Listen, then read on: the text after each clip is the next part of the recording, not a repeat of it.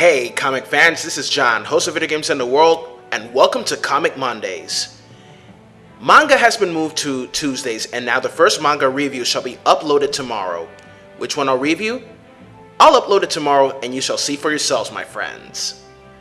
So, today's comic book review is Justice League: Gods and Monsters. Now, this graphic novel serves as a prequel to the animated movie of the same name, which came out 2 years ago. Gods and Monsters is one of the most darkest movies of the animated DC movies I've ever seen in my entire life. While the heroes have the same name, they are different people than the ones you are used to, but certain names will be familiar as you know them in the mainstream universe of DC Comics or the animated universe as well. Let us begin.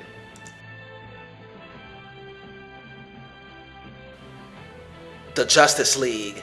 A team of the most powerful superheroes that the world and the universe has ever known.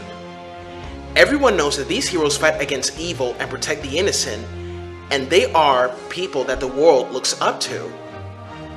But this is not the universe that we all know. In this universe, while their hero names are the same, they are not attached to the people that we all know, and these ones are known for their brutal methods to fight crime and evil. They will stop at nothing to destroy their enemies and will answer to no one.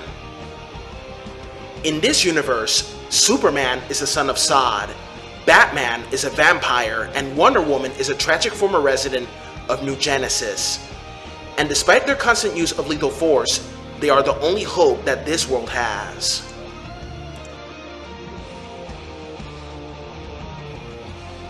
The creators of this graphic novel are an all-star lineup who you know from Batman, the animated series, Justice League International, Batman Beyond, and many more.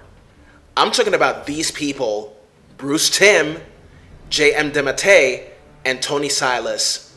The panels in the comics were drawn beautifully, and it's more like a comic book aimed at a much more mature audience, since this team of Justice League uses extreme force against bad guys. What was also enjoyable about the drawings and the panels in this one is how some drawings reminded me of Earth 2 when Nicola Scott was in charge of the drawings. Not to forget that there were cool variant covers by Darwin Cook, may he rest in peace, known for his work of DC's The New Frontier, great graphic novel by the way, and many more.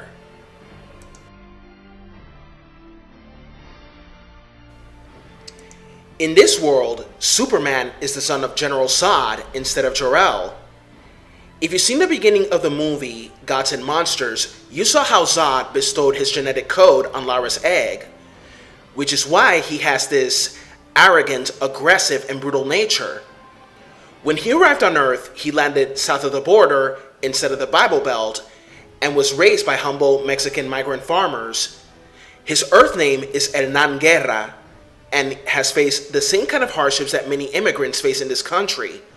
Also, he had to learn how to control his powers as he remembers how abusing them can have consequences, and there were times he did have to use it to protect himself and his family from those who would harm him or his adopted Earth family.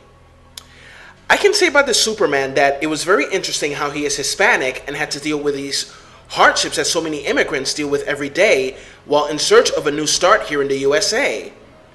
If this Superman was real, this joke we have in the Oval Office will be scared shitless. Pardon my language.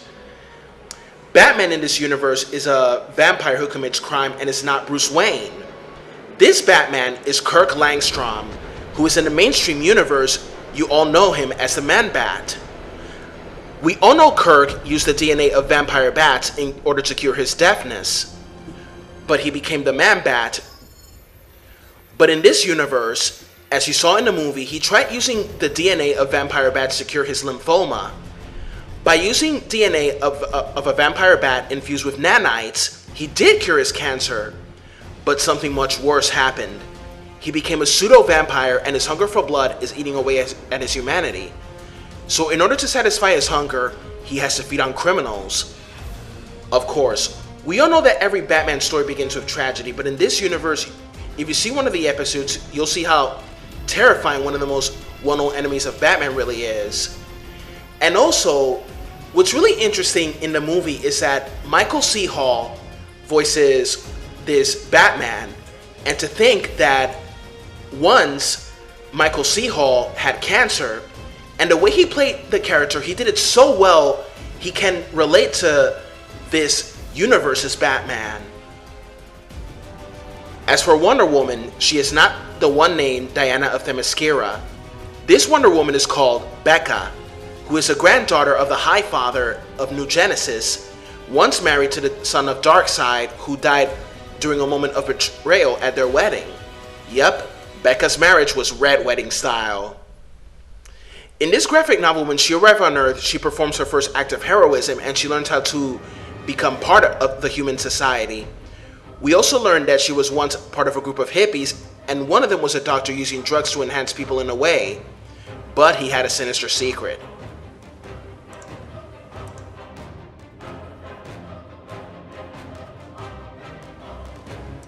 I really enjoyed the untold origins of the heroes, since you realize that under all that tragedy, they still have a shred of humanity left in them. The thing also with Superman on how he was treated and how he had this disregard for and contempt for authority is very relevant to what so many Hispanic immigrants go through in this day and age. Not to mention on how greatly feared and admired at the same time he is because of his powers, which sounds almost like X-Men in a certain way, where heroes are feared because of their powers. And it's understandable the hardships of Latin Americans in this country, because I, as a Latino myself, can understand certain things, since friends and family I know came from DR and for a new start back in the 60s and in the 70s. Like trying to prove Americans how American we are and proving Latinos how Latino we are, such as how Mexican, Colombian, Dominican, Puerto Rican, or Venezuelan we are, whatever Latino heritage you have. As for Batman, even if his vampirism is eating away his humanity, he still has that human side, which is pretty cool. His human side shows after killing a criminal, he feels bad about it. An example is saving the woman from an abusive husband. He does not get a thanks, but instead he is scorned by her, which angers him. It actually kind of proves as well that no good deed goes unpunished as well. And by killing a big-time mob boss, he realizes that the son of that mob boss doesn't have the same type of violent tendencies like monsters have. Which means that even though he killed someone, he still feels bad about it.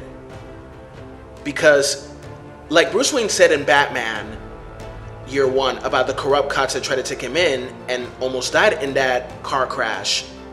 Scum, maybe, but even scum have families. Wonder Woman continues to be that symbol of female empowerment, even if it's a different one in this graphic novel. And also, trying to find a place in the world is something very interesting to see. With the hippie, she felt like she found a place to fit in, but with Dr. Psycho, she felt bad about it, what happened to her group because of him. And what can I think of this entire graphic novel is that, wow. Just wow.